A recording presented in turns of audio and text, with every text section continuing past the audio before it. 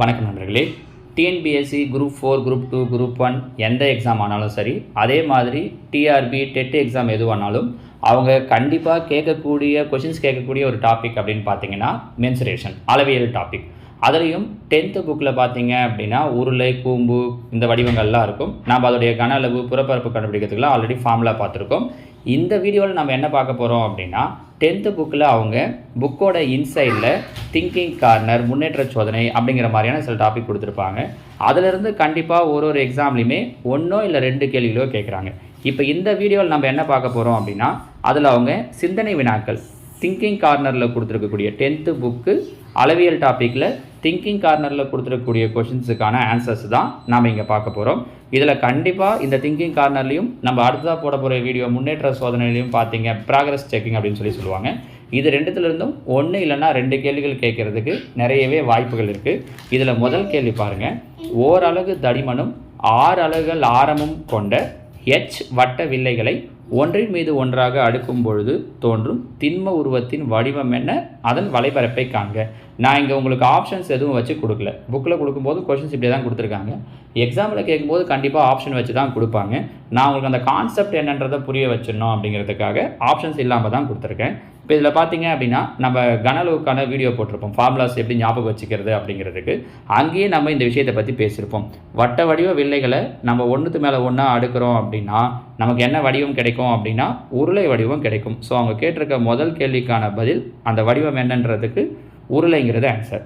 அடுத்து அதனுடைய வலைபரப்பு, உருளையினுடைய வலைபரப்பு கேட்டிருக்காங்க. உருளையினுடைய வலைபரப்பு 2πRh. ஸோ ஆன்சர் உருளை, 2πRh. அவங்க ஆப்ஷன் கொடுக்குறாங்கன்னா 4 ஆப்ஷன் கொடுப்பாங்க.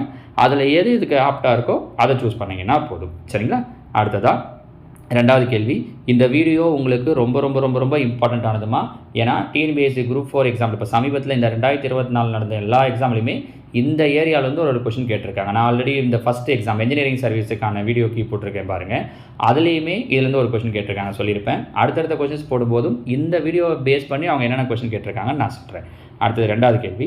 ஒரு உருளையின் ஆரம் அதன் உயரத்தின் 2 மடங்கு எனில் வலைபரப்பிற்கும் அடிப்புற பரப்பிற்கும் உள்ள தொடர்பை காண்க. உருளையின் ஆரம் உயரத்தோட 2 மடங்கு. வலைபரப்பு, உருளையின் வலைபரப்புக்கான ஃபார்முலா 2πRh.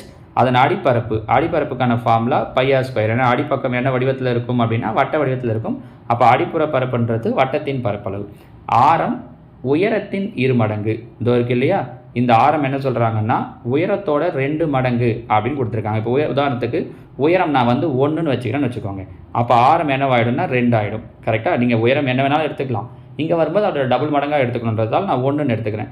அப்போது 2π × ஆரம் 2 உயரம் 1 ஈஸ்ட்டு பை ஆரம் தான் 2 எடுத்துருக்கோம். அப்போ 2 × 2 பாருங்கள். பை கேன்சல் ஆகிடும். 1 2 1 2 1 2 1 2 கேன்சல் ஆகிடும். மீதி இங்கேயும் 1 இங்கேயும் 1. அப்போ அதோட தொடர்பு என்ன வந்துடும் அப்படின்னா 1:1. 2 விதங்களில் ஆன்சர் கொடுக்கலாம். விகிதமாக கொடுக்குறாங்கன்னா 1:1. இல்லை வேர்ட்ஸாக கொடுக்குறாங்க அப்படின்னா எப்படி கொடுப்பாங்கன்னா வலைபரப்பு ஈக்குவல் அடிப்புற பரப்புன்னு கொடுப்பாங்க. எப்படி கொடுப்பாங்க? வலைபரப்பு ஈக்குவல் அடிப்புற பரப்புன்னு கொடுத்துருப்பாங்க. நீங்கள் அந்த ஆன்சரை சூஸ் பண்ணலாம். ரெண்டுத்தில் எந்த ஆப்ஷன் கொடுக்கறதுக்கு வேணாலும் வாய்ப்பு இருக்குது. சரிங்களா? இது 2வது கேள்வி. 3 பாருங்கள். 12 மீட்டர் நீளமும் 5 மீட்டர் அகலமும் கொண்ட 2 செவ்வக வடிவ அலுமினிய தாள்களை ஒன்று நீளத்தை அடிப்படையாக கொண்டும் மற்றொன்று அகலத்தை அடிப்படையாக கொண்டும் சுழற்றுவதன் மூலம் 2 நேர்வட்ட உருளைகள் உருவாக்கப்படுகின்றன எனில் அவற்றின் வலைபரப்புக்கு இடையே உள்ள விகிதத்தை காண்க. உருளையுடைய வலைபரப்புக்கு ஃபார்முலா 2πRh. 2 உருளையை உருவாக்குறதா சொல்கிறாங்க. அதனால் 2 முறை. என்னென்னா ஒன்றும் இல்லை, இப்படி ஒரு செவ்வகம், இப்படி ஒரு செவ்வகம். ஏன்னா இங்கே நீளம் 12, அகலம் 5. இங்கே அகலம் 5, நீளம் 12. அதே தான் இந்த 2 பேஸ் இது பண்ணி சுற்றுறாங்க. அப்போ இங்கே அடிப்புற சுற்றளவு 12 ஆகிடும். அடிப்புற சுற்றளவுனா 2πr 12. உயரம் என்னவாயிடும் அப்படின்னா h ஆகிடும். இங்கே அடிப்புற சுற்றளவு 2πr 5 ஆகிடும். உயரம் என்னவாயிடும்னா 12 ஆகிடும். ஸோ 2 பக்கமும் ஒரே நம்பர் தான்றதால கேன்சல் ஆகிட்டு 1:1 நிற்கும். போன கேள்விக்கு சொன்ன அதே தான். ஸோ இங்கே விகிதம்னே கேட்டுட்டாங்கன்றதால இந்த ஆன்சர் தான் கொடுப்பாங்க. அப்போ ஆன்சர் 1:1. நீங்கள் இந்த கொஸ்டின் கொடுக்குறாங்கன்னா போட்டு பார்க்க வேண்டியதெல்லாம் கிடையாது. இந்த ஆன்சரை ஞாபகம் வச்சுக்கிட்டீங்க அப்படின்னாலே ஈஸியாக போட்டுடலாம் பாருங்கள். இருந்தாலும் உங்களுக்கு அந்த கான்செப்ட் தெரியணும் அப்படிங்கிறதுக்காக நான் உங்களுக்கு சொல்லிகிட்டு இருக்கேன். சரியா?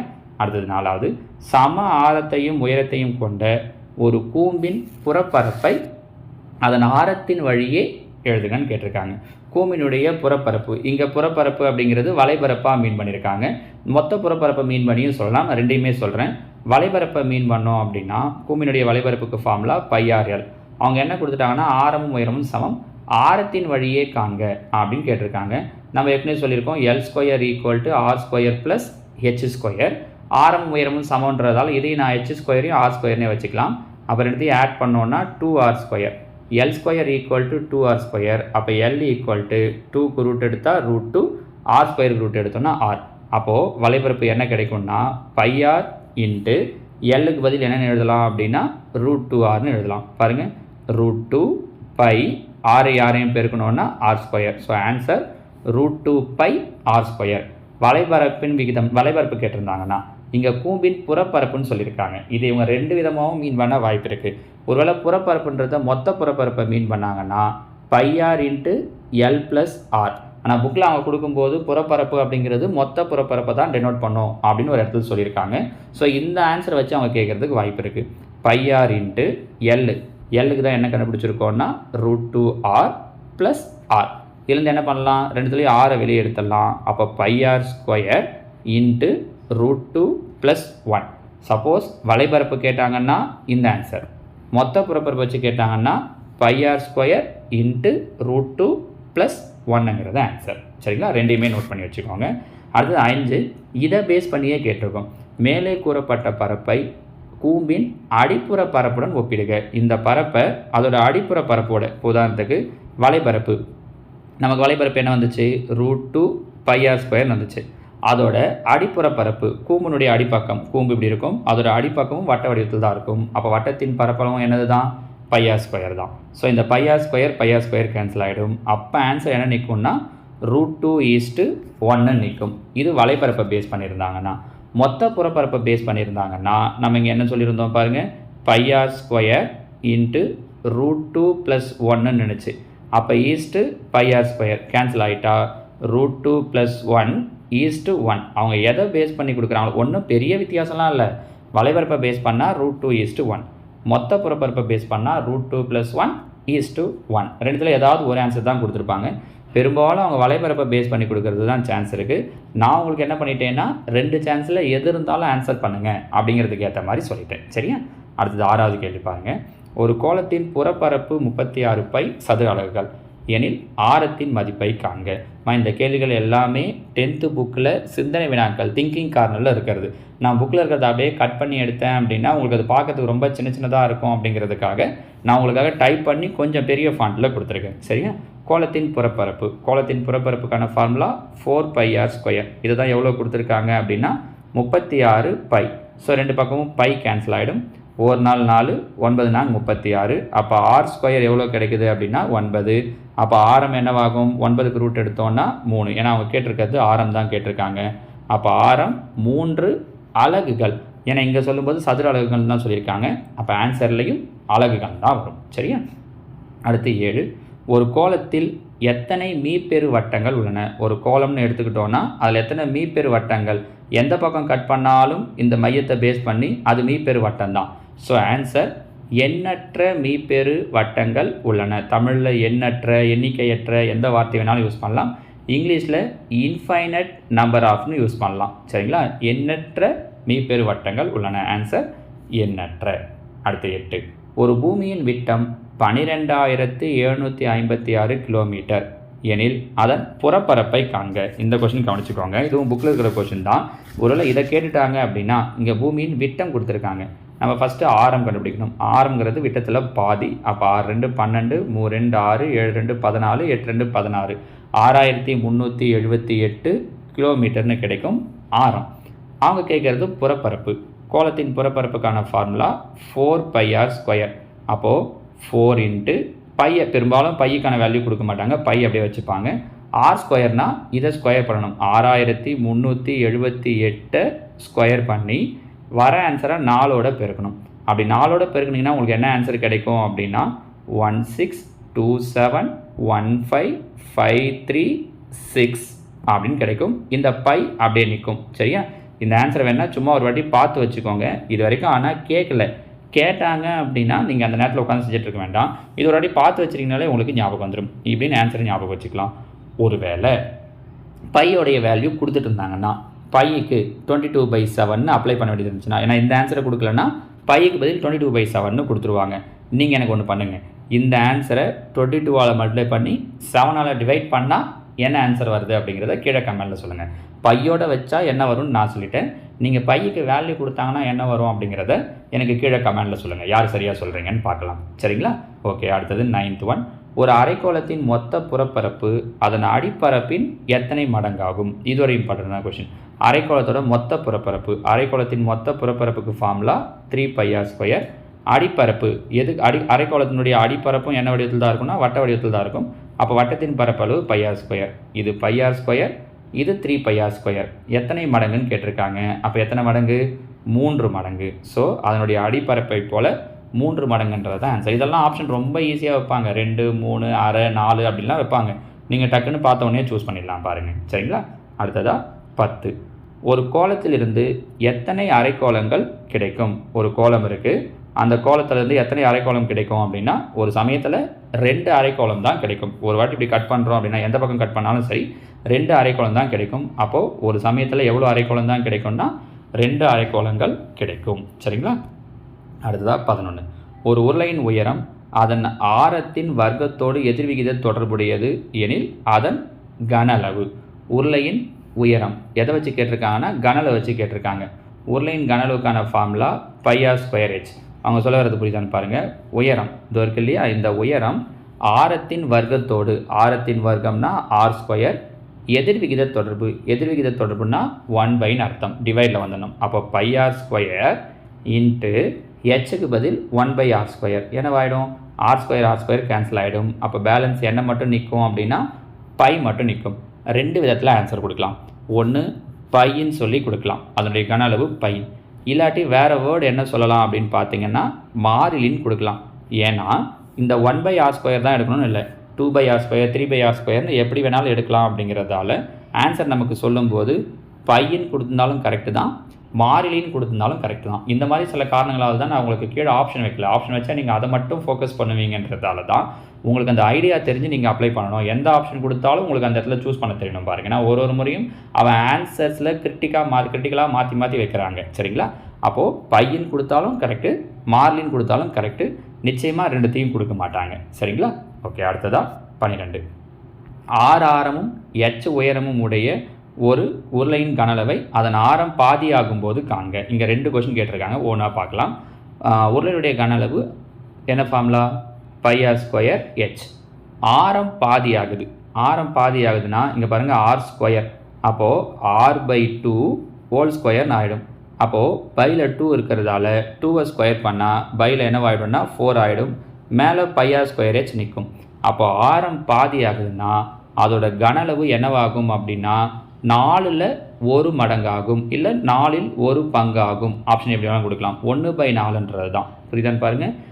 ஆரம் பாதியாகுதுன்னா அதோட கனளவு 1/4 மடங்காகும், இல்லை பங்காகும். எப்படி கொடுத்தாலும் ஓகே. 1/4 இல்லை 1/4 பங்காகும். அதையும் ஞாபகம் வச்சுக்கோங்க. 1/4ன்னு சொன்னாலும் 1/4 பங்காகும்னு சொன்னாலும் ஒன்று தான். பெரும்பாலும் 1/4 பங்குன்னு அவங்க கொடுக்குறதில்ல, 1/4னே கொடுத்துருவாங்க. இதில் இன்னொரு கொஸ்டின் கேட்டிருக்காங்க பாருங்கள். உயரம் பாதியாகும் போது அப்படின்னா πr²h. உயரம் பாதியாகுதுன்னா உயரத்தை பாதியாக்குறோம், பையில் 2. அப்போ πr²h/2னே வந்துடும். ஏன்னா இங்கே r² இருந்ததால் கீழே 2² ஆச்சு. இங்கே வெறும் h தான் இருக்கிறதால பையில் 2 ஆகிடும். அப்போ உயரம் பாதியாகுதுன்னா கன அளவும் என்னவாகும் அப்படின்னா பாதியாகும். உயரம் பாதியாச்சுன்னா கன அளவு பாதியாகும். ஆரம் பாதியாச்சுன்னா கன அளவு 1/4 பாகமாகும், இல்லாட்டி 4ல் 1 பாகமாகும். 2த்தையும் ஞாபகம் வச்சுக்கோங்க. சரிங்களா? கேள்வி எண் 13. கீழ்கண்டவைகள் சமமாக அமையுமாறு ஒரு நேர்வட்ட கூம்பை காண முடியுமா? கீழே ஒரு 3 ஆப்ஷன் கொடுத்துருக்காங்க. கூம்பை அமைக்க முடியுமான்னு கேட்டு உயரம் மற்றும் சாய் உயரம், ஆரம் மற்றும் சாய் உயரம், உயரம் மற்றும் ஆரம். இதை அவங்க சூஸ் பண்ணுறது மாதிரி ஒரு 4 ஆப்ஷன் கொடுக்கலாம். உயரமும் சாய் உயரமும் சமமாக அமைகிற மாதிரி, ஹெச்சும் எல்லும் சமமாக இருக்கிற மாதிரி ஒரு கூம்பு அமைக்கவே முடியாது. ஏன்னா கூம்புடைய லாஜிக் என்னென்னு உங்களுக்கு தெரியணும். ஒரு கூம்புன்னா இந்த வடிவத்தில் இருக்கும். இதில் நடுவில் இங்கே பார்த்தீங்க அப்படின்னா ஒரு செங்கோண முக்கோணம் வரும். கரெக்டாக? இந்த செங்கோண முக்கோண வடிவத்தில் வரும்போது இது ஆரம், இது உயரம், இது சாய் உயரம். ஆரமும் உயரமும் சமமாக இருக்க வாய்ப்பு இருக்குது. ஆனால் இது ரெண்டும் எல் கூட சமமாக இருக்க வாய்ப்பே கிடையாது. எல் கண்டிப்பாக இது ரெண்டத்தை விட பெருசாக தான் இருக்கும். அப்போ உயரமும் சாய் உயரமும் சமமாக அமையறதுக்கு வாய்ப்பு கிடையாது.